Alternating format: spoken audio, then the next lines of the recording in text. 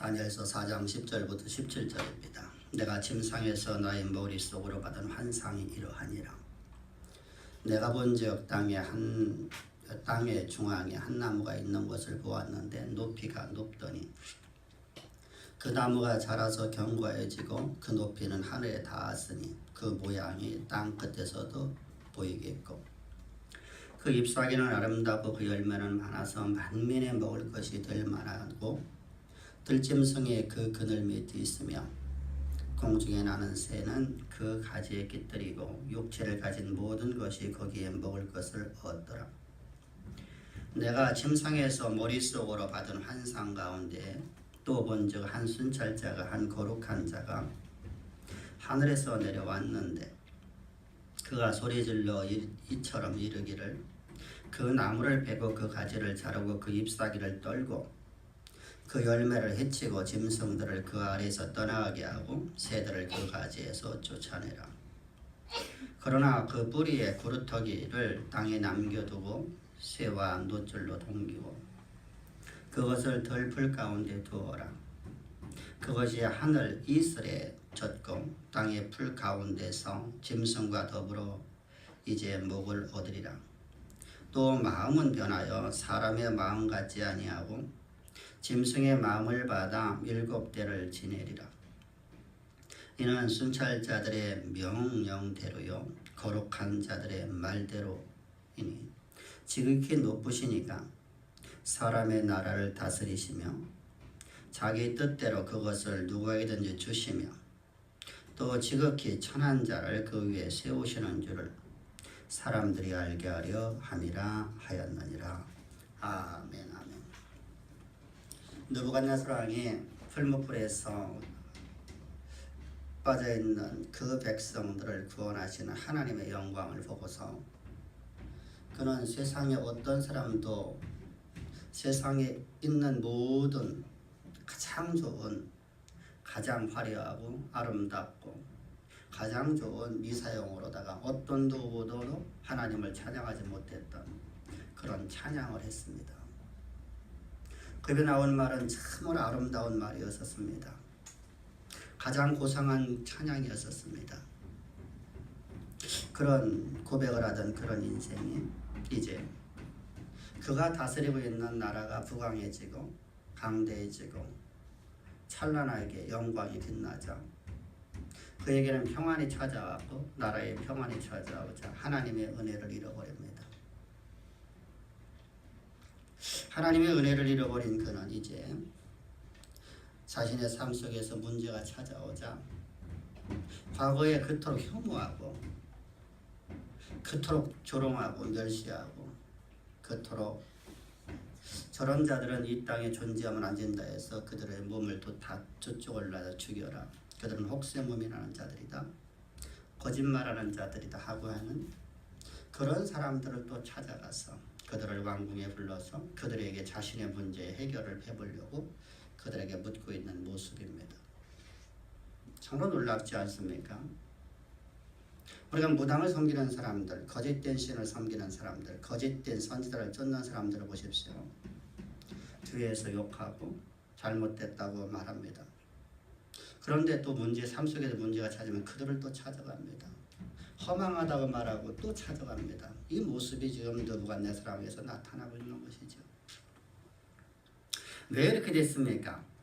지난 시간에 우리가 오늘 말씀을 통해서 우리의 삶 속에서 하나님의 응답이 주어지고 우리 삶에 평안이 찾아왔을 때 우리는 하나님을 잃어버릴 수가 있어요. 하나님의 그 은혜를 잃어버리게 되면 우리는 예배를 등한시하게 되는데 왜 등한시하게 되냐? 이 모든 것이 자기로 말미암아서 온 것으로 착각을 한다는 겁니다. 내가 잘해서 이처럼 내가 열심히 했으니까 내가 직장에서 열심히 했고 사업을 할 적 열심히 했고 내가 무엇을 할 적 열심히 해서 내게 평안이 찾아왔으니까 그런 말이면 하나님의 예배가 등한시하게 되기 시작합니다. 하나님의 구원의 은혜를 잃어버리고 하나님이 나에게 베푸신 하나님의 역사를 잃어버리고 자신의 공로를 앞세우게 됩니다. 심지어는 평안이 찾아왔을 적에 하나님이 주신 이 놀라운 하나님의 역사, 하나님의 영광 자체를 그는 거부해버리고 자신의 것으로서 자신이 열심으로 이루었다고 생각함으로 말미암아서 이제부터는 하나님의 모든 말씀 앞에 자신의 소견을 갖고 평가를 하고 자신의 소견을 갖고서 그것을 옳고 그름을 따지고 자신의 소견을 가지고서 선과 악을 구별하려고 합니다. 이것이 우리 지난 시간에 말씀드렸듯이 또 하나의 우상숭배 형태라고 했습니다. 이것이 바로 이스라엘 백성들의 저 수천 년간의 역사입니다. 하나님은 저들을 향해서 항상 너희는 내 백성이라는 말 아니라고 말씀하십니다. 너희는 나를 떠났다고 항상 말씀하십니다. 그러니 어떡하라? 너희는 회개하라. 너희는 나를 버렸으니 너희는 다시 회개하라. 왜 하나님께서 저들에게 그렇게 하실까? 하나님은 태초에 하나님이 약속하신 약속이 있습니다. 사람을 지으셔서 하나님의 그 사람으로 하여금 하나님이 미래에 쓰실 역사에 하나님의 대리자로 하나님께서 세우신다고 약속하신 그 약속, 그 언약, 그 약속을 하나님이 지키지 아니하시면 하나님은 스스로 죽으실 수밖에 없습니다. 근데 하나님은 죽으실 수가 없는 하나님이십니다. 그 약속을 이루게 되는데 그 약속을 누구한테 했냐면 아브라함에게 약속하시면서 이렇게 말씀하시나 내가 내 씨로 말미암아 내가 그 일을 이루리라. 이스라엘이 잘해서 그들의 삶 속에서 하나님의 영광이 드러날 만큼의 무엇인가를 자질이 있어서가 아니라 하나님의 아브라함과 약속 때문에. 그래서 하나님께서는 끊임없이 저들의 우상을 숭배하고 하나님을 멸시하고 조롱하고 하나님의 사람들을 조롱하며 멸시하며 자기 소견대로다가 하나님의 모든 말씀을 평가하고 판단하고 선과 악을 자기 소견대로다가 평가를 했어. 자기 소견에 맞는 것만 행하는 그들은 자들, 저 이스라엘 백성들을 향해서 그럼에도 내가 쓰겠다는 겁니다. 어떻게 쓰겠느냐? 내가 미래에 쓸 역사의 중심에 내가 너희를 나의 대리자로 내가 너희를 세우겠다. 그러기 위해서 내가 너희를 십자가의 구속의 은총을 통해서 너희를 구속하겠다는 겁니다. 이 놀라운 사랑. 우리의 행한 바 아무것도 없는데도 하나님은 우리를 향해서 아니 우리는 하나님을 대적하고 있는 나를 하나님은 나를 충성되게 계셔서 하나님께서 나를 택정하시고 택정한 나를 향해서 말씀하십니다. 얘야 내가 너를 시대의 역사의 중심에 내가 너를 세워서 내가 너로 하여금 시대의 역사를 움직이는 인생으로 내가 너를 만들겠다. 이보다 여러분 더 큰 놀라운 사랑이 어디 있습니까? 여러분 이처럼 여러분 놀라운 사랑이 어디 있고 이처럼 신비로운 사랑이 어디 있습니까? 그럼에도 불구하고 이 백성들이 얼마만큼 완악한지 우리는 그게 필요 없다는 겁니다. 그냥 나는 내 소견대로 살겠어. 난 당신의 소리 듣기 싫소. 출애굽에서부터 시작해서 지금까지 내려오는 성도들의 모습입니다. 참으로 안타깝죠. 그럼에도 불구하고 하나님은 계속해서 말씀하십니다. 내가 너를 미래의 역사에 내가 너를 중심에 세워서 내가 너를 이렇게 쓰겠다. 그래서 내가 너를 위해서 내 아들 독생자를 십자가에 못 박혀 죽이시는 그 희생을 통해서 내가 너를 구원했고 나의 영원한 목적을 내가 너희 가운데 이루기 위해서 오늘도 내가 너를 예배의 자리에 불러주어서 내가 너로 하여금 내가 쓰는 역사의 중심에 너를 세우기 위해서 내가 너에 대해서 내가 이렇게 말하면 내가 누군 줄 아니? 너의 행한 바가 없이 내가 너희를 이렇게 이끌어가는 자가 바로 어떤 분인 줄 아니? 나는 창조주요 나는 전능자요 나는 약속을 온전히 지키시는 여호와라. 하나님은 모든 예배를 통해서 계속해서 말씀하시는 이것이 은혜 아닙니까? 진정한 은혜가 무엇입니까? 내가 오늘 문제 하나 해결받는 것이 은혜입니까? 은혜일 수는 있겠죠. 그러나 그 은혜는 길게 가지 못합니다. 은혜는 영원토록 변하지 않는 것이 은혜예요. 아브라함을 볼까요? 아브라함은 자신이 행한 바가 아무것도 없이 하나님께서 자신에게 아들을 주신다고 약속했습니다. 그 약속을 그는 믿지 못하고 24년이라는 기간을 들어 흘러갑니다. 하나님의 전능하심을 보면서 하늘의 천지 만물을 창조하셨고 해와 달과 별들이 하나님이 만드신 것을 하나님의 말을 들으면서 그는 왔습니다. 이적도 많이 봤습니다. 근데 안 되는 거예요. 하나님의 약속의 말씀이 자신을 삼지는 못해요. 그런데 하나님은 예배의 자리에 그를 부르셔서 말씀하십니다. 얘야, 내가 하는 말은 곧 창조다. 내가 하는 말은 곧 창조다. 대저 여호와의 모든 말씀에 능치 못함이 있겠네. 근데 놀랍지 않습니까? 예배를 통해서 하나님이 누구신가를 알았습니다. 하나님의 진정한 은혜가 무엇인지를 알았습니다. 근데 자신의 몸이 죽어도 자신의 아내의 사라의 몸이 죽은 것을 알고도 모르는 것이 아니라 현실의 절박함을 알면서도 이제 끝장났다 절망과 좌절밖에 없는 그 현실 속에서 하나님이 약속한 말씀은 반드시 이루어진 걸 믿고 의심치 않고 믿었더니 그대로 되었더라. 그래서 우리를 예배의 자리에 불려서 하나님이 어떤 분인가를 계속 말씀하시는 거예요. 내 신랑 대신 하나님이 누구냐? 우리는 예배라는 것을 여러분 우리가 착각을 하는데 예배는 신방이에요. 신방. 결혼해서 함께 결혼 생활하는 신방이에요. 하나님이 신랑이신 나의 하나님과 내가 결혼했어요.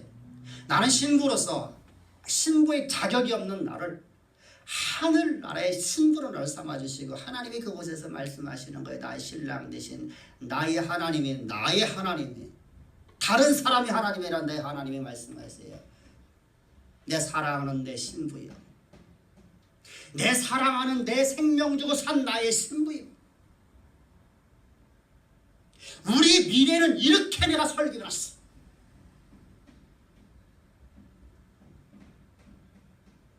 근데 여러분들 신랑이 그 말을 들을 적에 신랑을 문우게 바라보면 어떻게 합니까? 헛소리 앞에서 빠였네.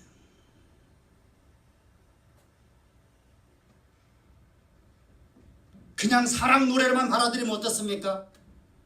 나보고 듣기 좋은 말 하는구나.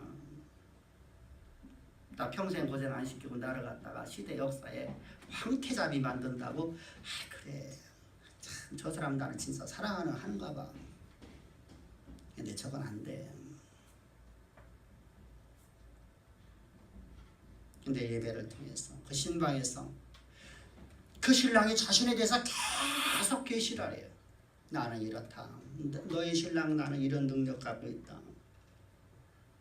나는 이런 존재다.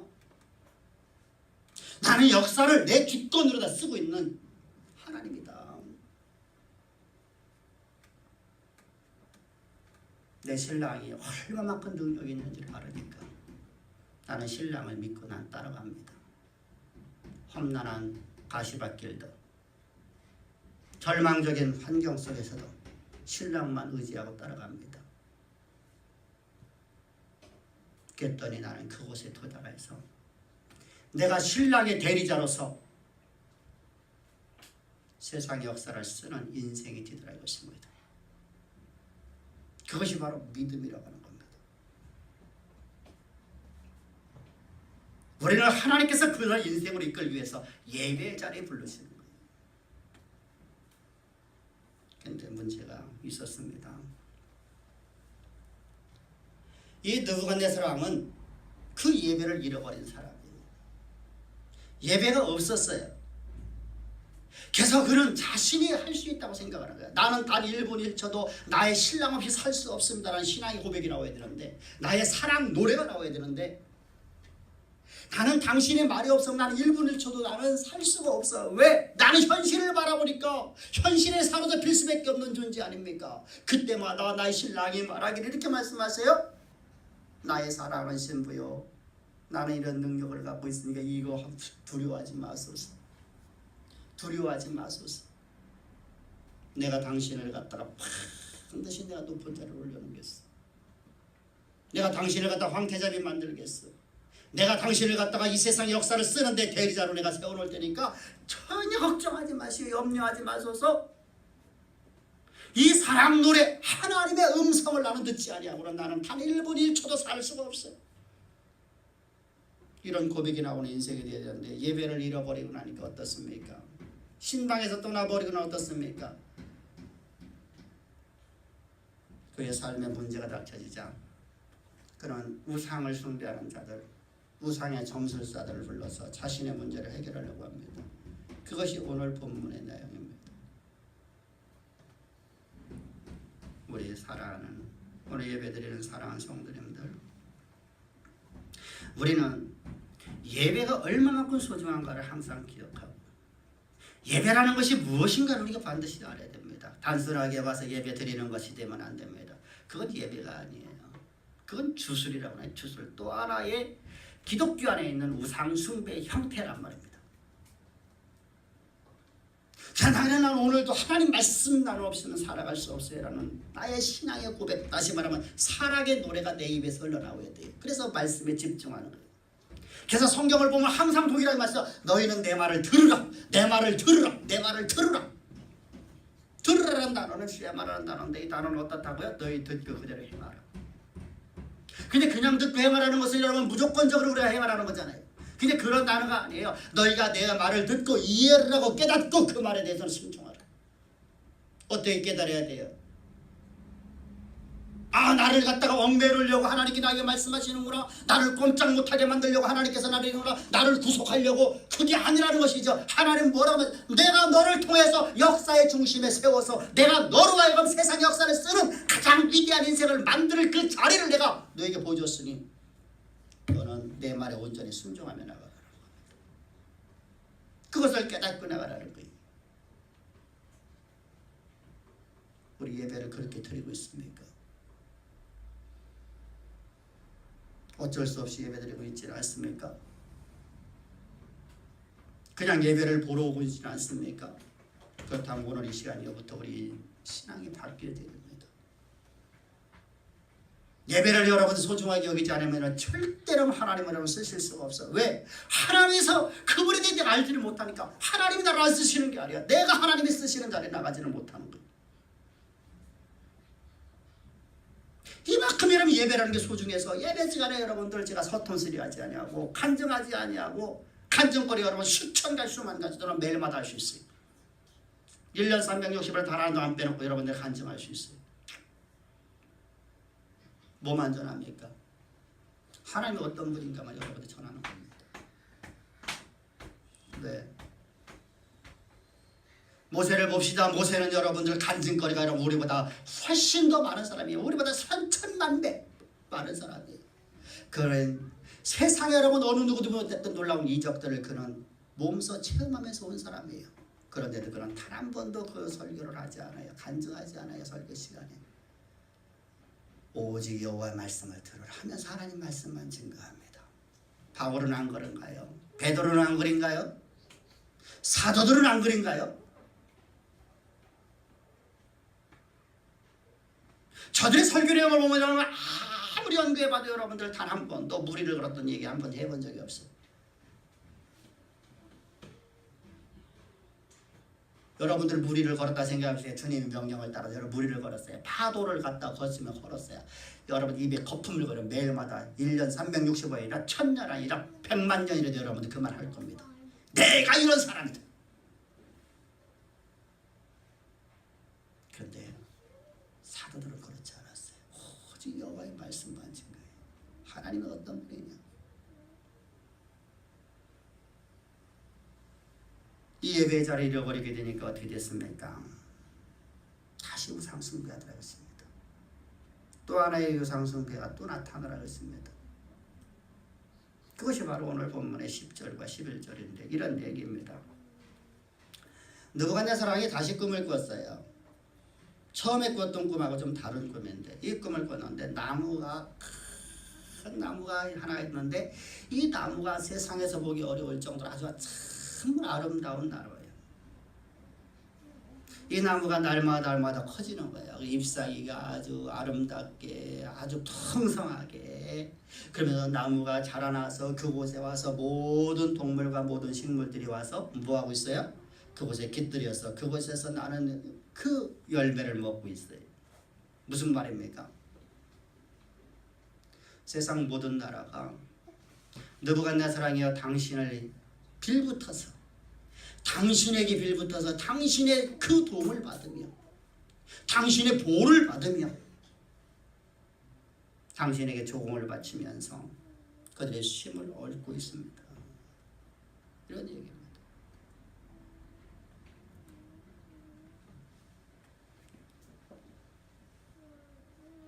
그러면서 느부갓네살에게서 이렇게 하나님 말씀을 너는 네 인생이 세상 모든 사람보다 전부 다 더 화려하고 아름답고 모든 사람 부러워하는 자리까지 올라가도록 하나님의 역사를 하셨다는 겁니다. 그래서 모든 것이 하나님이 쓰신 역사임을 느부갓네살에게 지금 보여주고 있는 겁니다. 그런데 느부갓네살이 감사치도 않고 예배를 잃어버린 그에게는 영광도 없어졌고 은혜를 잊고 우상 숭배하는 그 모습을 봅니다. 왜 그렇습니까? 그 역사를 자신이 썼다고 생각했기 때문입니다.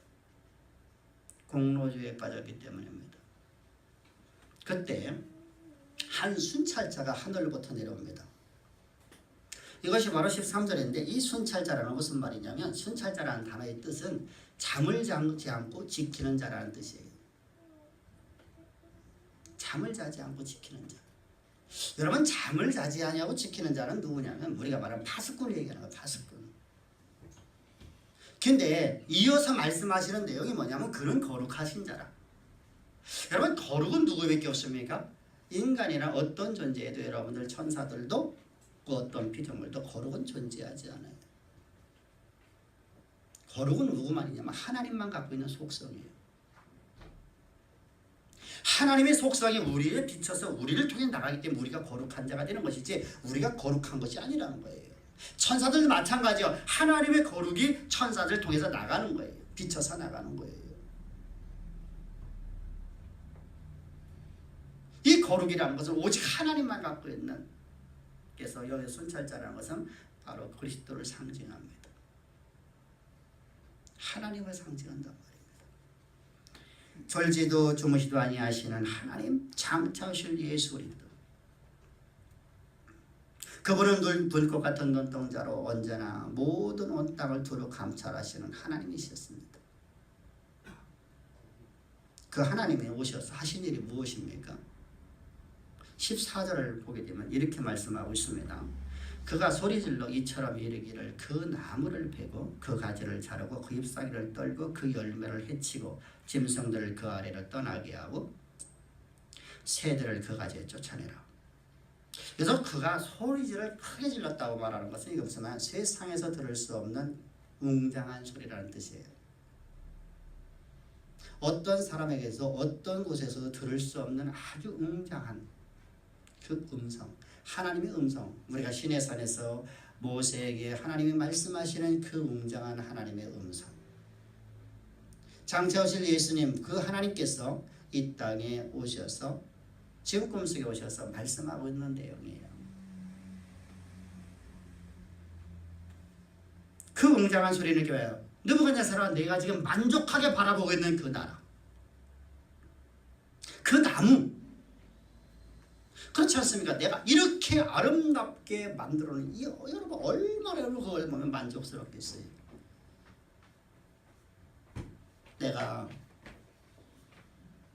이렇게 머리가 될 만큼 내가 얼마만큼 열심히 했고 내가 수고를 했고 내 청춘을 다 바쳐서 내가 여기까지 왔는데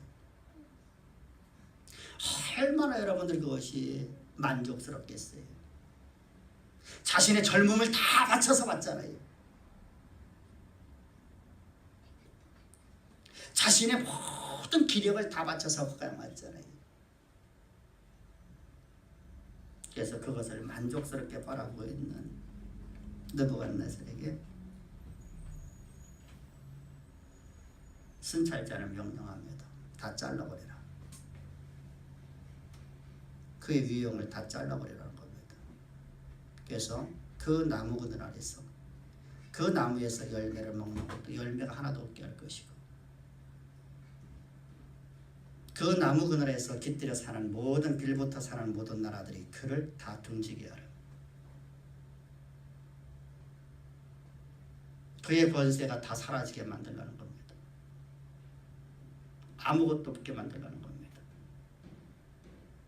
이제 그를 향해서 조공을 바치는 다 떠나가게 만들고 느부갓네살 여호와는 사라지게 만들어버리는 겁니다. 이를 통해서 우리가 볼 수 있는 게 있어요.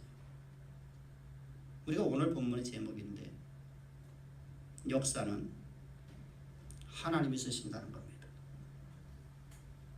나의 신랑이신 나의 하나님, 나의 신랑이 역사를 쓴단 말입니다. 그 역사를 누가 쓴다고요? 나의 신랑이신 나의 하나님이. 나를 어여삐 여겨서, 나를 충성되게 여겨서, 나를 미래의 중심에 세워서 나를 하나님, 나의 신랑의 대리자로서 세상의 역사를 쓰는 자리로 나를 이끌어 가신 그 계획을 갖고 나를 구원하신, 당신의 오직 하나밖에 없는 아들을 십자가 못 박게 죽이시고 나를 구원하신 그 하나님이 역사를 쓰시는 분이라는 겁니다. 근데 왜 염려합니까? 하나님이 과연 나의 신랑 되셨습니까? 하나님이 오늘 나에게 사랑 노래하는 소리를 우리는 듣고 있습니까? 아니면 그것을 에이구 또 쓸데없는 소리 하고 있구만, 한쪽 길에 또 한쪽 길을 흘러버리는 내 모습은 없습니까? 혹시 여러분 잔소리를 듣고 있지 않습니까?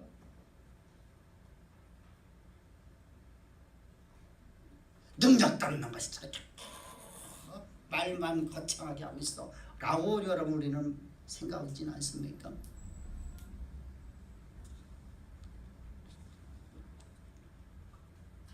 과연 여러분, 나는 그 하나님이, 나의 신랑이 세상의 역사를 당신의 주권적 섭리로 쓰는 그분임을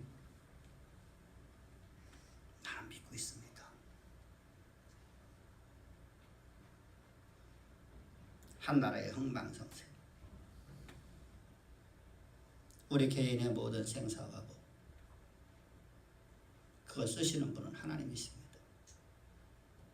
단순하게 남이 하나님이 아니라 나의 신랑이신 나의 하나님이십니다. 우리 각자 나의. 그러면서 말씀하시는 내용이 있어요.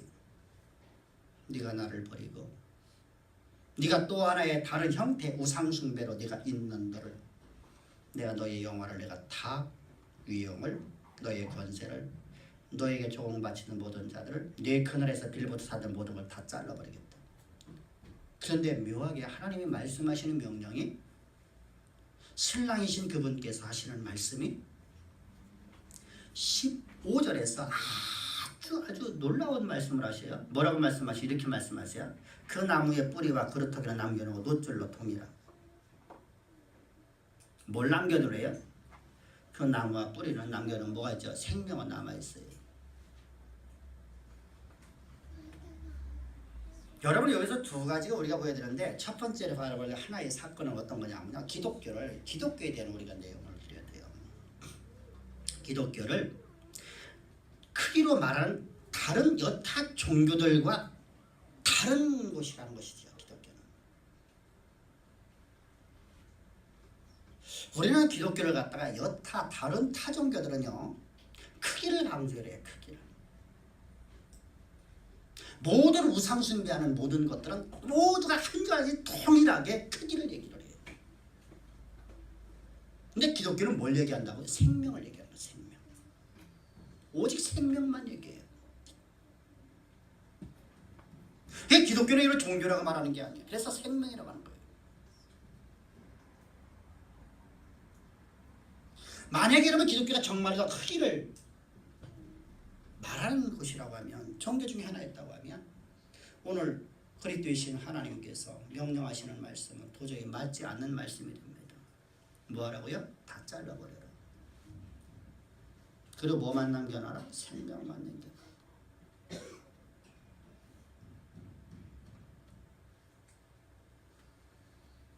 이 꿈이에요. 얼마나 이 꿈을 듣고 나서 다니엘이 놀랐던지, 그가 19절에서 이렇게 말합니다. 베드사살이라 이름하는 다니엘이 한동안 놀라 마음에 번민하는지라 베드사살이 대답하여 이르되, 이 뒤에는 18절 말씀인데, 이때 느부갓네살이 말해요. 너 번민하지 말고 내게 사실대로 말해줘라. 너희 하나님이 말씀하시는 대로 내게 말해줘라. 베드사살이 대답하여 이르되, 내 주여, 그 꿈은 왕이 미워하는 자에게 응하며 그 해석은 왕이 대적에게 응하기를 원하나이다. 이게 무슨 말이죠? 내가 당신한테 지금 내가 앞으로 말할 것이 있는데, 이 말은 사실은 당신에게 이 말이 이루어지기 나는 원치 않는다. 얼마만큼 무서운지, 메시지가 얼마나 무서운지, 당신의 대적들에게, 당신의 원수의 나라에게 이루어지길 나는 원한다. 그런데 하나님은 당신에게 말씀하시는 겁니다. 이게 무슨 말이죠? 이 말을 듣고 순종하라는 거예요. 이 의미는 내가 지금 당신한테 말을 안 하고 내가 두려워서 이런 얘기가 아니에요.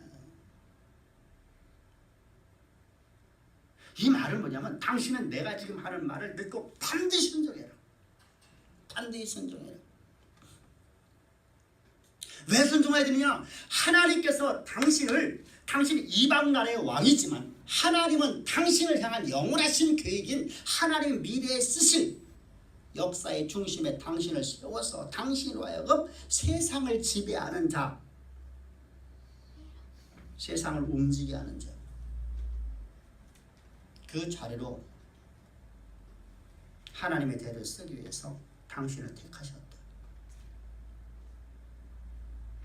근데 당신은 지금 조그만 거 갖고 당신은 지금 뭐하고 있다는 거예요? 만족하고, 그것에 만족하니까 어떻게 됩니까? 작은 것에 만족해서 하나님의 일하심을 당신은 가로막고 있어. 그래서 하나님의 당신의 나라를 전부 다 잘라버리는 것이요. 그러니 어떻게 하라?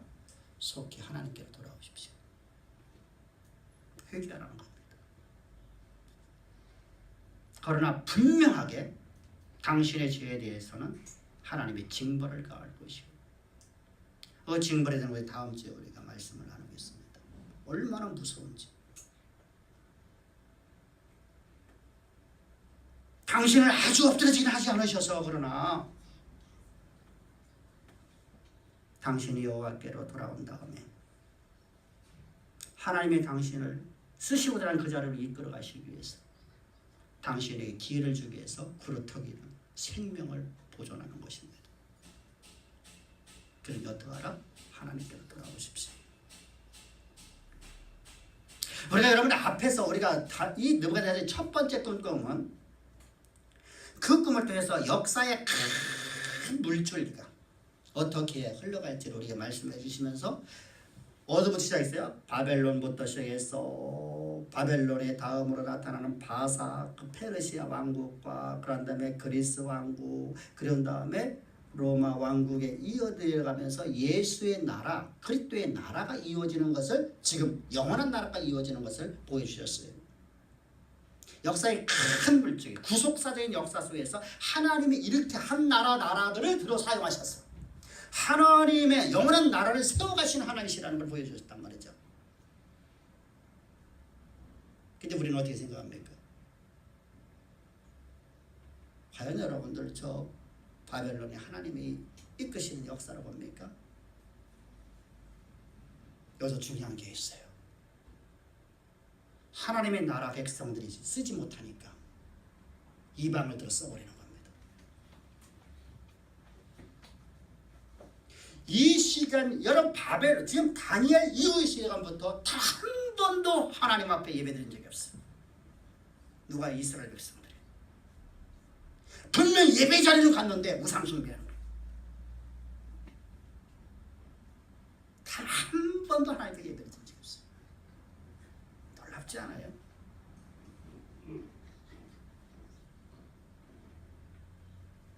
하나님께 예배하지 않는 자는 하나님 찾지 않으시오. 그러니까 이방을 들어 너는 내게 예배하라는 겁니다. 내가 너희를 쓰겠다는 겁니다. 세상에 큰 역사의 물질을 하나님 말씀하시고 난 다음에 이제 본문을 통해서 뭐 하시는 겁니다? 느부갓네살 왕의 미래에 대해서 말씀하는 거예요. 너의 미래가 어떻게 쓰여질 줄 아니? 그럼 너는 내게 돌아오라. 내가 너를 쓰겠다. 한 나라의 흥망성쇠, 한 개인의 생사화복, 모든 것은 하나님이 쓰시는 것입니다. 그분이 누구시라고요? 나의 신랑 되신 나의 하나님이십니다. 목사님이 하나님이 아니고, 장로님이 하나님이 아니고, 목사의 교회가 아니고, 장로의 교회가 아니고, 하나님의 교회요. 나의 신랑과 내가 함께 신방을 꾸민 나의 교회입니다.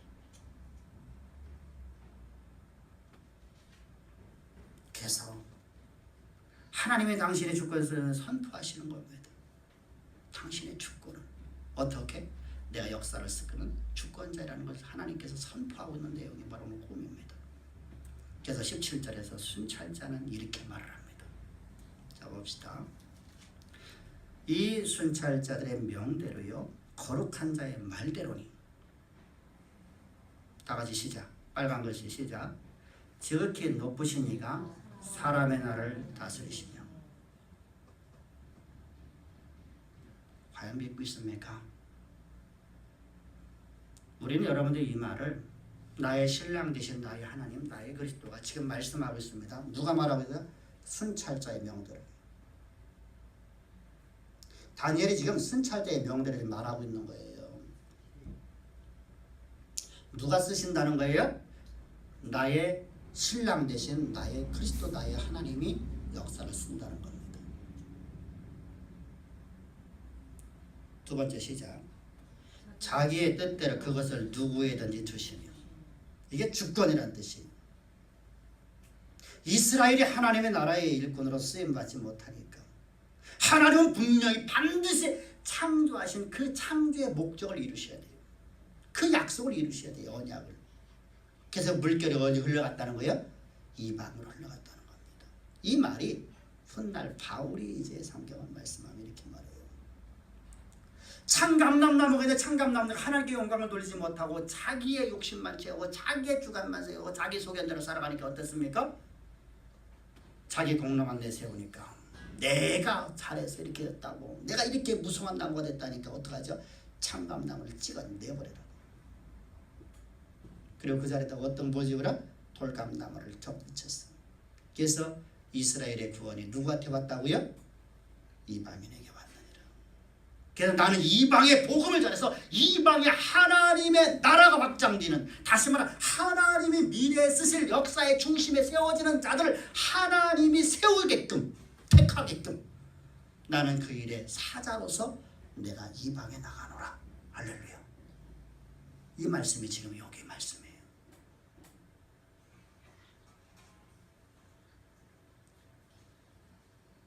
그럼 우리는 어떻게 신앙생활이 되겠습니까?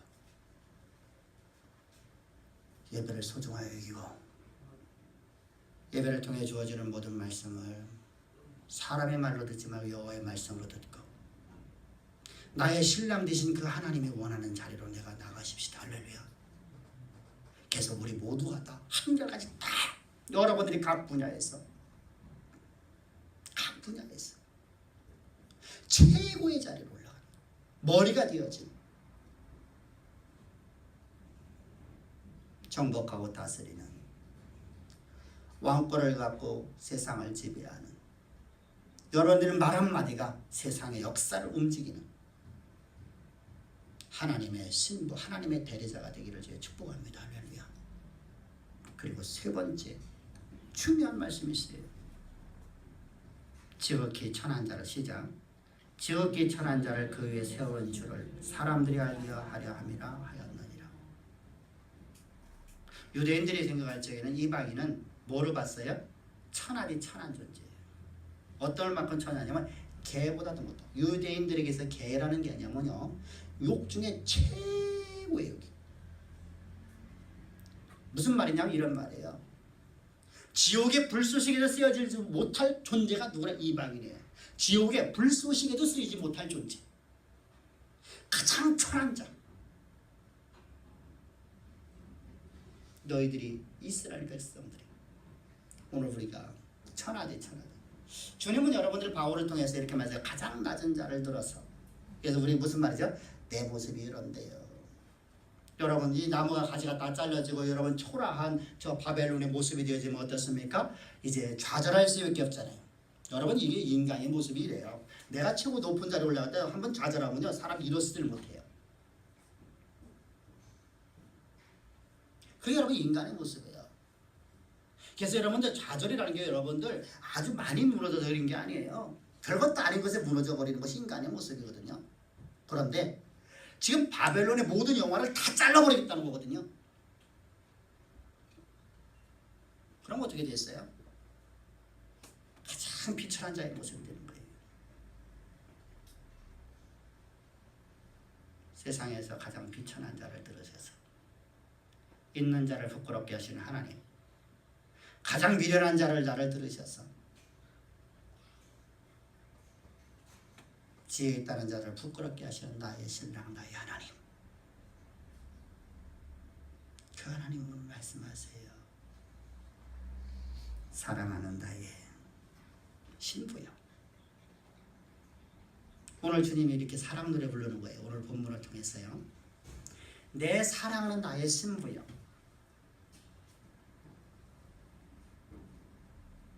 나의 사랑하는 나의 신부요.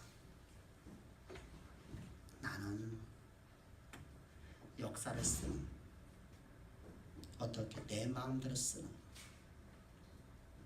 역사의 주권자이다. 네 신랑이 바로 이런 존재다. 근데 내가 너를 택한 것은 너에게 어떤 자질이 있고 네가 무엇인가 이룰 만한 것이 있어서 아니라, 너는 세상에서 좌절할 수밖에 없고 가장 낮은 자인 너를 내가 들어서 내 신부 삼아서 너는 나의 황태자가 되었다. 근데 황태자가 되고 난 다음에 문제가 어떤 문제냐면, 우리가 전에도 여러분들 제가 설교를 몇 번 그런 설교를 했었어요. 우리가 거지 왕자를 봐요. 거지 왕자. 누가 저는 잊어먹었네요. 근데 그 거지 왕자를 보면 거지가 왕자의 자리에 올라갔잖아요. 그럼 왕자는 왕자답게 살아야지 왕권을 가질 수 있어요. 분명히 그에게는 권세가 있어요. 왕의 대리자의 권세가 있어요. 근데 그 권세는 온전히 쓰려면 내가 왕의 아들답게 왕자답게 살아가야 돼요. 그럼 어떻게 살아야 되죠? 포크 잡는 것도 배워야 돼요. 잠자리에서, 여러분 맨 처음에 여러분들 땅바에 잠자던 거지가 침상에서 잠 못 자요. 허리 아파서요. 베개를 여러분 돌베개 베는 사람이 스폰지 베개 못 베요. 그래서 옛날 어른들이 목침을 비잖아요. 그죠? 목침 비는 분들한테 여러분들, 우리가 말하는 오늘 여러분 좋은 거 막 라텍스로 있는 거 갖다 사다 드리면 그거 버려버려요. 아무리 비싼 것도 여러분 그건 안 쓰세요. 그럼 어떻게 돼요? 그것을 계속해서 가르쳐줘. 옥새가 얼마나 중요한지 알잖아요. 근데 여러분들이 거지 왕자는 뭐하고 있어요? 옥새가 모두 까먹고 있어요. 장난감밖에 안 돼요. 그러니까 옥새가 얼마나 중요한 걸 가르쳐야 되죠. 지금 우리는 예배 자리에서 우리에게 가르치는 거예요. 그럼 왕의 고난이 얼마만큼 큰 건지 우리에게 가르쳐주는 거예요. 그리고 났더니 그가 왕이 돼요. 그러고 났더니 그가 세상을 지배하는 자가 돼요. 이게 예배의 자리에, 신방에서 하나님 우리에게 사랑 노래 불러주는 거예요. 이 사랑하는 나의 자녀야, 나의 신. 내가 너를 사랑한 것은 세상에 말하는 그런 사랑이 아니다. 내가 너를 사랑한 것은 너는 가장 낮은 자인 너를 내가 쓰는 역사의 중심에 세워서 내가 너로 하여금 세상의 역사를 쓰는 위대한 하나님 나의 대리자로 내가 너를 세우기 위해서 내 아들 십자가에 못 박혀 죽이고 내가 너를 나의 신부를 내가 삼기 위해서 내 아들과 너를 연합시키기 위해서 예수 그리스도 안에서 너 옛사람을 죽이고 내가 너를 나의 언약의 통로 나의 그 쓰는 미래 역사의 중심에 세워지는 위대한 인생이 되게 하기 위해서 내가 너를 거듭나게 했다. 이때 거듭난 너는 과거의 너의 모습이 아니라 이제 너는 나의 신부가 됐다. 그래서 내가 너를 나의 영인 성령으로 내가 너희를 출생하게 했느니라. 그러므로 네가 오늘 산 건 네가 산 거다. 네 안에 그리스도만 살아있지 않니? 나의 사랑하는 신부야. 이제 내가 너를 쓰기 위해서 내가 너에게 말을 해주겠다. 이것은 바꾸라. 이런 모습이 있으면 너는 멸시를 당할 수밖에 없지 않니? 너 옥새하고 호두 까먹으면 그게 얼마나 소중한 건데 그거 호두 까먹고 있니?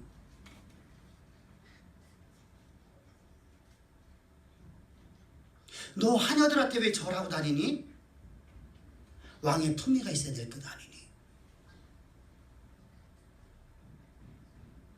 대신들 앞에서 네가 큰절하고 있으면 너 되겠니?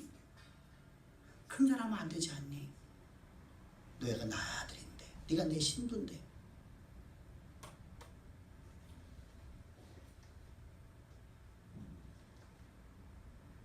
그래서 하나님은 예배의 자리 신방에서 뭘 가르치냐면 왕의 신부로서의 위엄을 가르치는 겁니다. 그게 하나님 모든 말씀이에요. 왜? 하나님이 쓰시는 역사의 중심에 우리를 세워놓으시려고. 근데 우리가 왜 신앙의 실패를 봅니까? 역사는 저절로 흘러가고 있는 거 자꾸만 착각하기 때문에 하나님 마음대로 쓰신단 말입니다. 내가 하나님이 나를 사랑하셔서 하나님의 사랑 가운데 거하면 하나님 나를 갖다가 쓰겠다는데 나는 이 역사가 하나님이 쓰는 게 아니라 나의 신랑이 쓰는 게 아니라 세상에 그냥 흘러가는 데 쓰여진다고 생각을 하는데 그러니까 하나님 앞에 내가 순종하죠. 어차피 나는 내 모습은 쓸 수가 없어.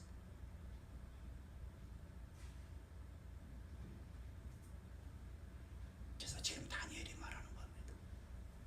누구의 말을요? 그리스도의 말을.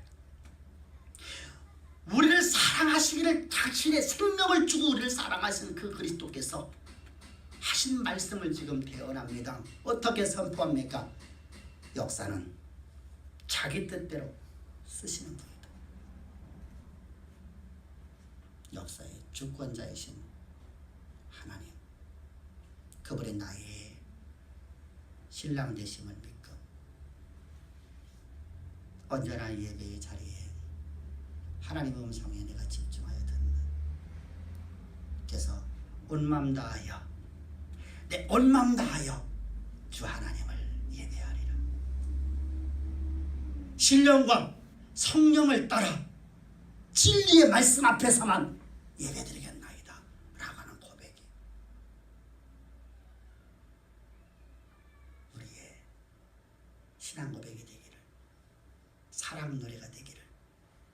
오늘 주님, 나는 주님 오늘도 내 말씀 주지 아니면 나의 신랑 나를 사랑하기를 당신의 생명 주고 나를 사는 당신의 그 사랑 노래가 없이는 나는 오늘도 단 1분 1초도 살 수 없어요라는 그런 사랑의 노래가 우리 입에서 흘러나오는 참된 예배가 되기를 주의로 축복합니다. 기도드리겠습니다. 좋으신 아버지 하나님 감사합니다. 오늘도 우리를 이처럼 사랑하셔서 우리에게 아버지 하나님 사랑의 노래를 불러주시려고 예배의 자리에 불러주신 아버지 하나님의 그 놀라운 사랑 앞에 엎드립니다.